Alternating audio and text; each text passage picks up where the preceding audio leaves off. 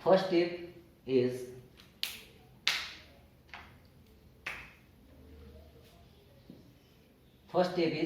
DNA isolation of DNA. Second, amplification. Third, fragmentation.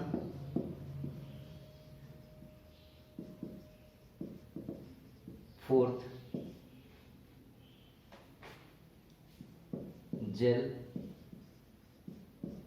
electrophoresis. Fifth, southern blotting.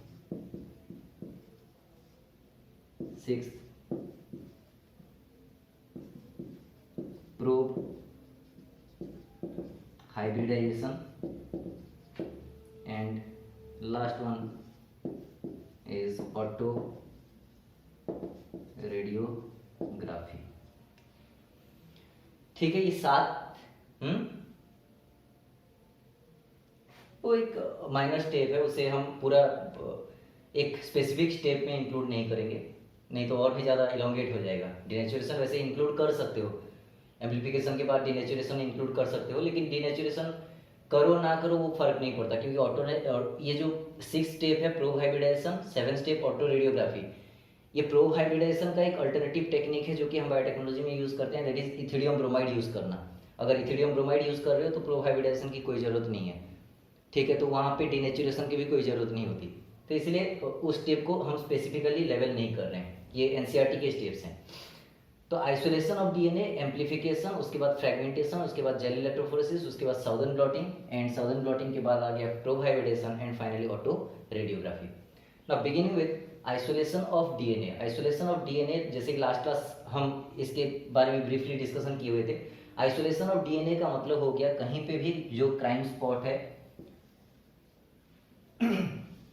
उसका हमने blood sample ले लिया, blood sample को हमने एक टेस्ट ट्यूब के अंदर प्लेस कर दिया, या फिर एक एपेंडर्फ कहा जाता है, एक छोटा सा ट्यूब होता है, एपेंडर्फ के अंदर प्लेस कर दिया।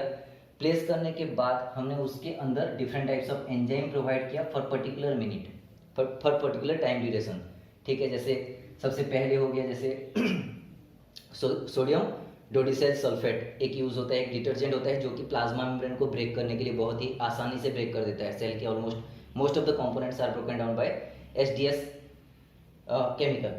तो यहाँ पे क्या हो रहा है, हम सिंपली सेल को रप्चर करवा रहे हैं, जो सेल उसके अंदर प्रेजेंट है, ठीक है। उस ब्लड सैंपल से हमने सेल कलेक्ट कर लिया। रिमेंबर यहाँ पे बहुत लोगों को कन्फ्यूजन क्रिएट होता है कि सर आरबीसी तो एन्यूक्लिएटेड है, क्योंकि जनरली ब्लड हम जब वर्ड यूज़ करते हैं हमारे दिमाग में सबसे पहले स्ट्राइक करता है आरबीसीज, बट ऐसा नहीं है। ब्लड का मतलब होता है उसमें WBCs भी प्रेजेंट होते हैं। तो कहीं पे अगर ब्लड सैंपल हमें मिल रहा है तो हमें आरबीसी तो मिलेगा, उसके साथ साथ प्लेटलेट्स मिलेगा, उसके साथ साथ WBCs मिलेगा। एंड एज वी नो कि WBC is a typical type of cell, जहाँ पे न्यूक्लियस होता है, जहाँ पे क्रोमोसोम्स होते हैं, सब कुछ होता है। तो भले ही आरबीसी एन्यूक्लिएटेड हो जाए बट WBC एक्सट्रैक्ट किया जा सकता है, WBC can be utilized for the DNA fingerprinting process.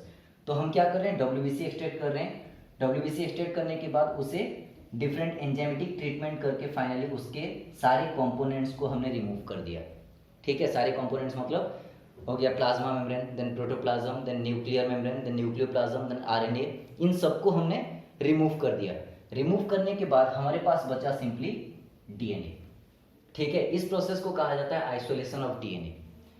Isolation के बाद हमारे पास लिमिटेड अमाउंट ऑफ सैंपल है, ठीक है, बहुत ही कम अमाउंट, एक बहुत ही छोटा सा सैंपल मिला हुआ है, हेयर रूट मिला हुआ है, या फिर थोड़ा सा कुछ स्पीट मिला हुआ है, या फिर स्पर्म ट्रेसेस मिले हुए हैं इन रेप केसेस, या फिर ब्लड ट्रेसेस मिले हुए हैं, जो भी मिला हुआ है, या फिर स्किन के ट्रेसेस मिले हुए हैं, जो भी मिला हुआ है, बहुत ही लिटिल अमाउंट में हमें सैंपल मिलता है क्राइम स्पॉट से, ठीक है। और उस particular limited amount of sample से हम पूरा through out the experiment perfectly सारा का सारा स्टेप्स कर लेंगे, इसका कोई गारंटी भी नहीं रहता। इसीलिए हम अपने प्रिकॉशन के लिए क्या करते हैं, उस पर्टिकुलर सैंपल का मल्टीपल नंबर ऑफ कॉपीज, उस DNA सैंपल का multiple number of copies provide करते हैं, कॉपीज फॉर्म करते हैं, जिस प्रोसेस को कहा जाता है amplification. And amplification is done by PCR, that is polymerase chain reaction, ठीक है। This is similar with the replication process but this is artificial. तो पीसीआर टेक्निक से हमने एम्पलीफाई कर दिया डीएनए का, मल्टीपल नंबर ऑफ कॉपीज हमें मिल गया। अभी मल्टीपल नंबर ऑफ कॉपीज में से हम एक डीएनए को चूज कर रहे हैं एंड उस डीएनए को हम क्या कर रहे हैं, फ्रेगमेंट कर रहे हैं। फ्रेगमेंटेशन और डिफरेंट फ्रेगमेंट्स, डिफरेंट साइज के फ्रेगमेंट्स में कन्वर्ट करने के लिए हम यूज कौन सा करेंगे, हम यूज करेंगे what, that is restriction endonuclease. Remember restriction endonuclease के बारे में बहुत बार क्वेश्चन पूछा जाता है कि रेस्ट्रिक्शन एंडोन्यूक्लियस और which type of enzymes are known as restriction endonuclease. Answer is these are otherwise known as molecular markers। Sorry question ये था which type of enzymes are known as molecular marker। molecular marker होता है restriction endonuclease, ठीक है। तो ये दोनों terms याद रखना, restriction endonuclease otherwise known as molecular markers। तो फ्रेगमेंटेशन हमने कर लिया। फ्रेगमेंटेशन करने के बाद हमारे पास नेक्स्ट स्टेप क्या बचा हुआ है, jail electrophoresis. Now what is gel electrophoresis. Gel electrophoresis हम परफॉर्म करते हैं बाय यूजिंग अगारोज जेल। अगारोज जेल, और ये अगारोज जेल जो है दिस इज प्रिपेयर्ड फ्रॉम अगर, ठीक है। अगर को, प्योर अगर पाउडर को हम क्या करते हैं, 1% अगर सॉल्यूशन बनाते हैं और अगारोज जेल बनाते हैं। 1% अगर जेल का मतलब क्या है, 1 ग्राम ऑफ अगर पाउडर, अगर will be combined with 100 ml of distil water, ठीक है। थोड़ा सा वार्म करके डिस्टिल वाटर को थोड़ा सा वार्म करके जब हम अगर पाउडर के उसके अंदर डाल देते हैं, कंटिन्यूस स्टायर करते हैं, उस टाइम पीरियड में वो कंप्लीटली डिजोल्व हो जाता है। एंड जब कंप्लीटली डिजोल्व हो गया तब उसमें स्टायरिंग करना बंद कर दो। एक छोटा सा प्लेट आता है, इस टाइप का एक प्लेट आता है, ठीक है, square type, not square exactly, इस टाइप का एक प्लेट आता है। उस प्लेट के ऊपर उसे पोर कर दो, उस सॉल्यूशन को पोर कर दो, सॉल्यूशन स्प्रेड हो जाएगा, ठीक है। उसके ऊपर एक छोटा सा कॉम इस तरह से प्लेस कर दिया जाता है। कॉम का मतलब जस्ट लाइक यहाँ से 3 या 4 स्पाइंस निकले होंगे, ठीक है। और उस स्पाइन को हम क्या कर रहे हैं, उस प्लेट के ऊपर डिप कर रहे हैं, इस पर्टिकुलर जेल और सॉल्यूशन के ऊपर डिप कर रहे हैं। तो क्या होगा, ये पेनिट्रेट कर जाएगा और वो जो 3 या 4 स्पाइंस निकला हुआ है वो पेनिट्रेट कर गया उस सॉल्यूशन के अंदर। उसे अलाउ कर देते हैं कूल डाउन होने के लिए। जितना ज़्यादा कूलिंग होता जाएगा उतना ही वो थोड़ा जेल टाइप का सब्सटेंस बनता जाएगा, जो जेली सब्सटेंस आता है उस टाइप का सब्सटेंस उसमें कन्वर्ट होता जाएगा। फाइनली उस कॉम को हम निकाल देते हैं। तो अल्टीमेटली क्या होगा, उस प्लेट के ऊपर जो जेल सॉलिडिफाई हुआ है और सेमी सॉलिड फॉर्म में कन्वर्ट हुआ है, उसके अंदर 3 या 4 स्पाइन जो घुसे हुए थे उन एरिया में जेल रहेगा नहीं and they will form some well. इन्हें कहा जाता है gel loading well, sorry sample loading well. इस टाइप के वेल क्रिएट हो गया। बाकी सारे एरिया में जेल स्प्रेडेड है, बस इस 3 या 4 स्पेस को छोड़ के ये एरिया में जेल हो गया, बस ये 3 एरिया को यहाँ पे छोड़ के, ठीक है। तो ये सैंपल लोडिंग वेल हो गया। नाउ अगर जेल को फॉर्मेशन करने के बाद नेक्स्ट स्टेप क्या किया जाता है, इसके अंदर पोर किया जाता है जो सॉल्यूशन हमने, जो डीएनए हमने रेस्ट्रिक्शन एंडोन्यूक्लियस से ब्रेक किया हुआ था, फ्रेगमेंट किया हुआ था, उसे हमने यहाँ पे पोर कर दिया, ठीक है, डाल दिया।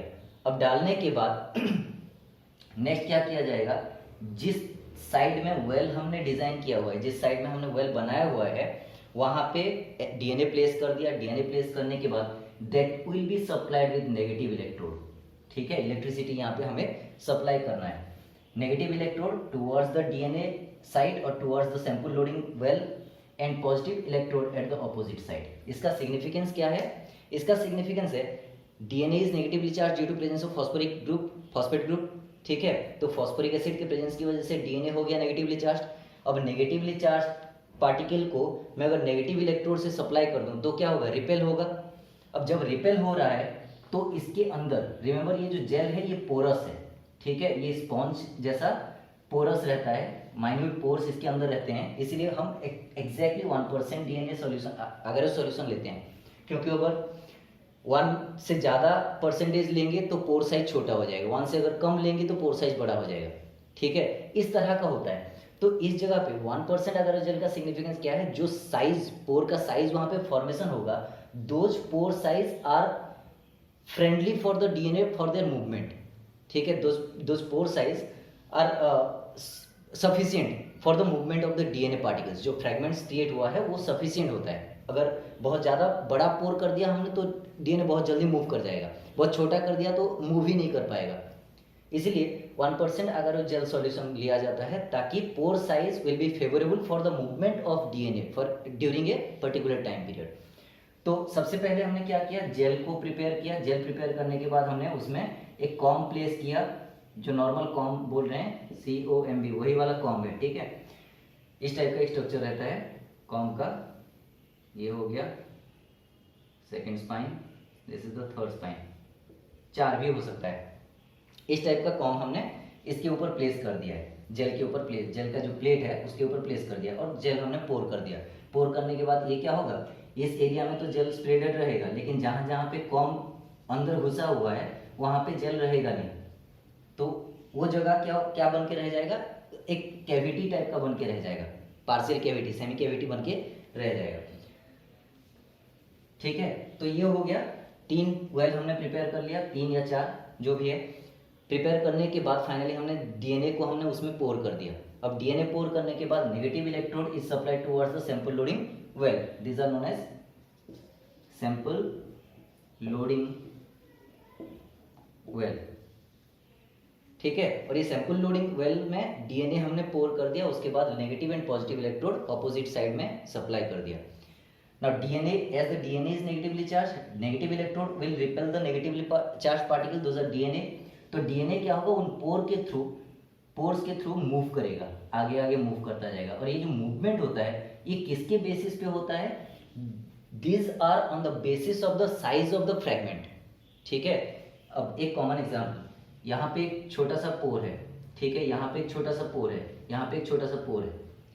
अब इस पार्टिकल को, इस डीएनए पार्टिकल को मुझे मूव करवाना है, ठीक है। तो ये एक डीएनए पार्टिकल है, ये एक डीएनए पार्टिकल है और ये एक छोटा सा डीएनए पार्टिकल है। अब तीनों में से इन पोर्स को क्रॉस करके सबसे पहले कौन क्रॉस कर सकता है, इस तरफ कौन जाएगा, सबसे छोटा वाला ना, सबसे छोटा वाला पहले क्रॉस कर जाएगा, उसके बाद मीडियम वाला, उसके बाद बड़ा वाला जाएगा। तो वही सेम कॉन्सेप्ट यहाँ पे भी यूटिलाइज होता है। जो हमने यहाँ पे ड्रॉ किया हुआ था, एक 18 वाला था, एक 5 वाला था, एक 10 वाला था, जो भी था। तो छोटे छोटे फ्रेगमेंट्स जो है वो इजीली मूव कर जाते हैं towards the forward direction, whereas larger जो पार्टिकल्स होते हैं, लार्जर जो डीएनए फ्रेगमेंट्स होते हैं वो थोड़ा स्लोअर मूव करते हैं, जिसकी वजह से वो पीछे पीछे रह जाते हैं। तो होगा क्या अल्टीमेटली, जितना छोटा साइज उतना ही मूवमेंट उनका फास्टर होगा, उतना ही डिस्टेंस वो ज़्यादा ट्रैवल करेंगे with in 30 minutes time period और 45 मिनट्स टाइम पीरियड, जो भी टाइम हमने फिक्स किया हुआ है। तो एक स्पेसिफिक टाइम ड्यूरेशन के अंदर छोटे वाले पार्टिकल सबसे आगे निकल जाएंगे, उनसे थोड़ा बड़ा उनके पीछे रहेगा, उनसे थोड़ा बड़ा उनके पीछे रहेगा, एंड सो ऑन। तो सबसे जो लार्जेस्ट फ्रेगमेंट होता है वो सबसे पीछे रह जाता है। तो हमारा टारगेट क्या था, जेल इलेक्ट्रोफोरेसिस का मेन टारगेट क्या था, separation of the fragments depending upon their size and molecular weight. तो यहाँ पे जिनका साइज छोटा है, जिनका मॉलिक्यूलर वेट कम है, वो क्या होंगे, वो फास्टर मूव कर जाएंगे एंड आगे की तरफ निकल जाएंगे। उनसे जो थोड़ा कम, थोड़ा बड़ा होगा वो उनके जस्ट पीछे रह जाएगा, उनसे और जो बड़ा होगा वो उनके पीछे रह जाएगा। एंड ऑन दैट बेसिस ये सारे के सारे फ्रेगमेंट्स क्या होंगे, सेपरेट होते होते जाएंगे, ठीक है। चाहे ये हो, चाहे ये हो, चाहे ये हो, हर किसी में अलग अलग फ्रेगमेंट्स हमें मिलने वाला है या फिर सेम फ्रेगमेंट्स मिलने वाला है। अगर हम सैंपल को सिमिलर सैंपल लिए हुए हैं वो बात की बात है, but the basic technique is this one. Gel electrophoresis, सबसे पहले हमने सेल से आइसोलेट कर लिया, डीएनए को एक्सट्रैक्ट कर लिया बाय एंजाइमेटिक ट्रीटमेंट। उसके बाद हमने उसे पीसीआर टेक्निक यूज करके एम्पलीफाई कर लिया, उसका multiple number of copies produce कर लिया। उसके बाद हमने फ्रेगमेंट कर लिया उसे बाय यूजिंग मॉलिक्यूलर मार्कर और molecular not marker, my mistake, this is molecular scissor और रेस्ट्रिक्शन एंडोन्यूक्लियस। इसे यूज करके हमने उसे अलग अलग साइज के फ्रेगमेंट्स में कन्वर्ट कर लिया। उसके बाद उन फ्रेगमेंट्स को सेपरेट करने के लिए हमने जेल इलेक्ट्रोफोरेसिस टेक्निक यूज किया। जेल इलेक्ट्रोफोरेसिस में यूज क्या किया जा रहा है, अगर वो जेल यूज किया जा रहा है, अगर उस एक रेड एल्गी से एक्सट्रैक्ट किया जाता है, जेलिडियम उसका नाम होता है, ठीक है। तो रेड एल्गी से उसे एक्सट्रैक्ट किया जाता है। वो अगर पाउडर को 1% अगर उस जेल में हमें कन्वर्ट करना है, कैसे करेंगे, 1 ग्राम अगर powder with 100 ml of distil water, थोड़ा सा वार्म डिस्टिल वाटर के अंदर उस पाउडर को सोल्यूशन बना लो एंड एक नॉर्मल प्लेट के अंदर, एक प्लास्टिक प्लेट के ऊपर उसे पोर कर दिया जाता है। पोर करने के बाद हम उसके ऊपर कॉम प्लेस करते हैं, जिसकी वजह से वेल क्रिएट होता है। एंड जब सॉलिडिफाई हो गया, जब जेल फॉर्म में कन्वर्ट हो गया, तब उस कॉम को हमने निकाल लिया। निकालने के बाद sample loading wells are prepared.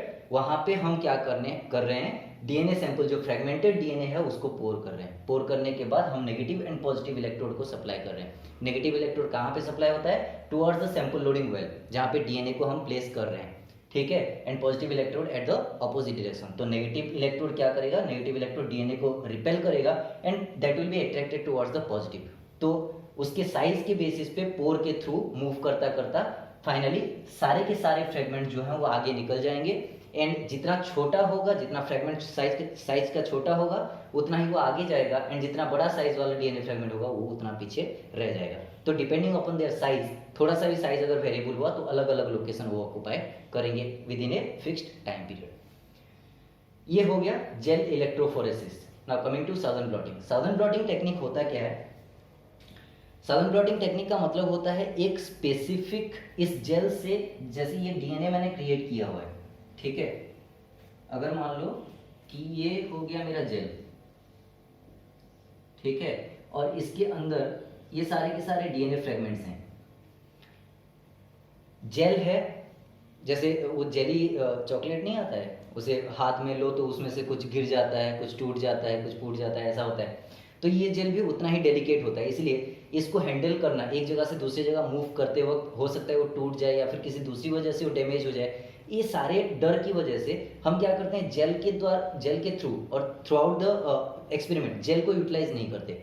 हम क्या करते हैं, एक nitrocellulose membrane, this is strong enough, nitrocellulose membrane, इसे हम यूज करते हैं to complete the rest of the process. तो नाइट्रोसेल्यूलोज मेम्ब्रेन में ट्रांसफर करने वाला जो प्रोसेस है, जो डीएनए मैंने लिया हुआ है जेल के अंदर अभी जो प्रेजेंट है, उसे मैं सिंपली क्या करूंगा, नाइट्रोसेल्यूलोज मेम्ब्रेन के अंदर ट्रांसफर करूंगा। ये जो प्रोसेस, ट्रांसफर वाला प्रोसेस होता है, उसे कहा जाता है साउदर्न ब्लॉटिंग, ठीक है। ऐसा नहीं, बहुत लोग बस इतना ही बोल दिया जाता है कि डीएनए जेल है, जेल के ऊपर मैंने नाइट्रोसेल्यूलोज मेम्ब्रेन को प्रेस कर दिया।